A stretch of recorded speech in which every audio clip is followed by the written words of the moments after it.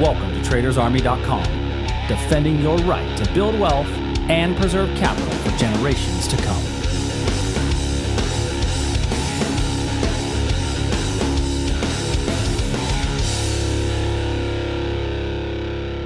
Good morning, everybody, and welcome to today's edition of the Daily Market Commentary. I'm your host, Chuck Fulkerson, as we are coming at you on Thursday morning, the 6th of September. We are going to do what we do each and every day, take a look at the potential breakout trades and turning points of our 10 to 12 futures markets before heading into our live trading session this morning, for those of you that are going to join us, at 7 a.m. Central Time. So let's go ahead and dive right in. Going to do a fairly quick one today because we've got the live trading room coming up soon, and I got... frankly, limited time. So let's start with the ES. On the ES yesterday, I talked about this area down here being a potential reversal point. Now, looking at that reversal point, what do we notice? We notice that it's got a dashed line. And why do we have dashed line trades? Because we don't feel super confident in the level itself. And what happened yesterday with the level itself is exactly why I put those styles of trades into my trading plan, because we went right through the level. Now, if you notice, there's this long wick that comes down. But if I go to a smaller time period, you'll be able to see that, actually, it's still a pretty long wick. Hold on just a moment here. Let's go to a 5-minute. There we go. We go to a 5-minute, and the reason I'm going to a 5-minute is I don't really trade off the 5-minute, but I want to use it to show the details. So the trade is activated halfway through the level. So call it 28.82 half. Well, price didn't activate the trade until here, and then it kept going down, which means that it invalidated the use of the level, okay? Now, by invalidating the use of the level, what we've done is that we have made it so that this trade should never even have been something that you enter, because you're not breaking any of your trade rules when you enter those positions. Now, in the overnight hours, we've actually gained a little bit of momentum. We have not yet put in a full higher swing high. We did put in a slightly higher swing low, although this could just be considered chop and consolidation. So there's nothing I'm going to add at this point. Was tempted to add a short, but I'm not quite there yet.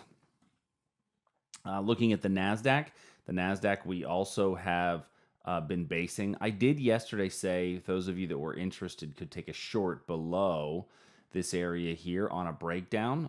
I was not willing to do that. I kind of felt like I was not comfortable taking the short, and so I did not. And so we left this thing kind of be, because we're too close to that all-time high. Now, a lot of this was really on what happened yesterday with our social media stocks, Facebook and Twitter, facing a whole backlash and whole hot mess. Here's Facebook's stock yesterday after the gap down and the continuous move down. By the way, for those of you that are in the in the trading room, this was one that we looked at last weekend on our weekend edition. So those of you that caught that short, you're still in it. You're doing pretty well. But Facebook and Twitter both took a really, really hard hit yesterday, right at the open, based on what was happening, if you will, on the hill.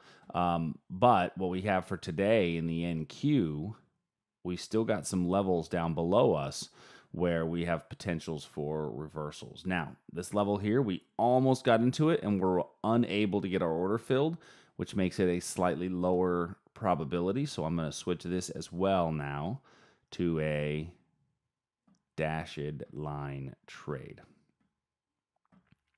Crude oil. So in crude, still off of this short up here, price is continuing to move down. I think we may have another opportunity for a breakdown in crude below this area right here.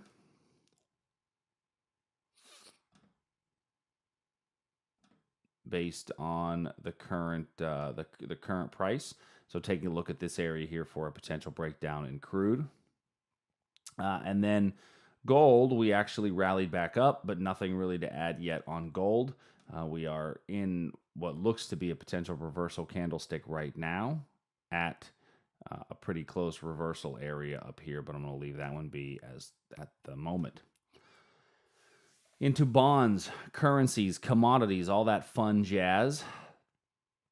In the 10-year Treasury note, we've come really close to our original our level here. We touched it and moved away.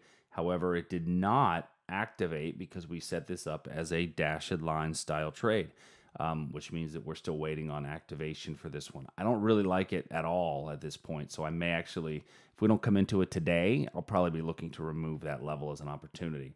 Yesterday in the Aussie, we talked about a potential breakdown below this 71 area here, rallied up off of it, came back to it overnight, and used it as support, which makes it a better breakout candidate. So still waiting on the breakout in the Aussie. In the Euro, I got to get rid of these levels here. I talked about them yesterday, both levels meeting entry. And now, let's see if we actually just get a bounce off of what was old resistance becoming new support and continue to trade higher. I don't have a whole lot I want to add to this at the moment, so I'm not going to force anything. Nothing sticks out. Oh, the Canadian. So here I've got this level right there on the Canadian dollar. I'm going to go back to a 4-hour chart and really look at the origin of this level. I'm not a huge fan of the way that we're chopping around in front of it. I got to go pretty far back to see that area. Let's go back and see what that level looks now. So it looks like a pretty clean level.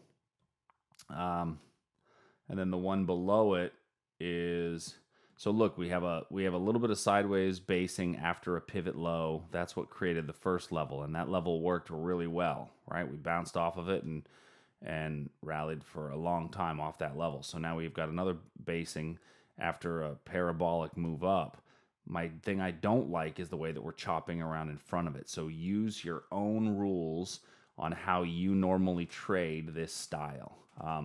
I don't like this basing in front of the level at all. I will tell you that.